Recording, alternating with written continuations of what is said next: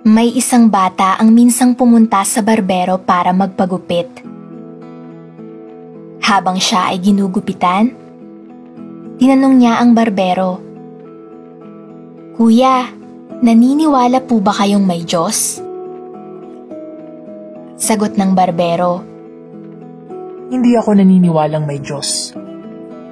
"Bakit naman po?" Tumingin ka sa labas. Bakit ang daming tao ang maraming problema?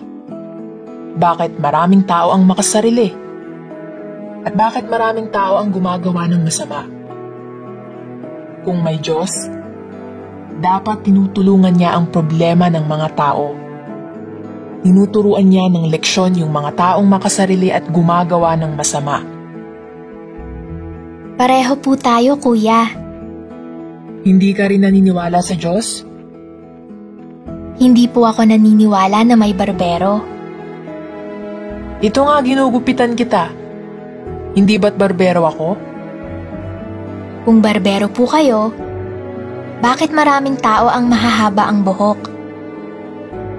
Kasi hindi ko naman sila mapipilit lumapit sa akin kung ayaw nila. Tama po kayo. Sa totoo lang, ganun din po ang Diyos. Paano niya matutulungan ang mga taong may problema kung ayaw nilang lumapit sa Diyos? Paano niya matutulungan ang mga taong masasama kung ayaw nilang tanggapin ng Diyos sa buhay nila?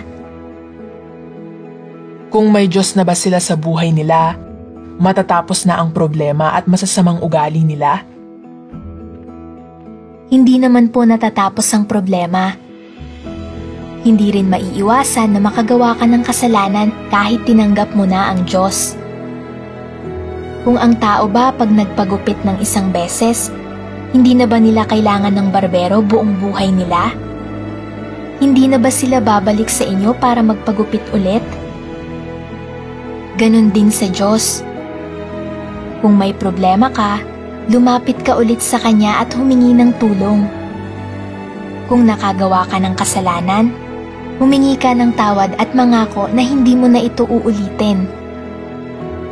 Kaya rin po bumabalik ang mga tao sa'yo para magpagupit dahil gusto nila ulit magmukhang malinis at magmukhang maayos sa mata ng iba. Ganon din po tayo.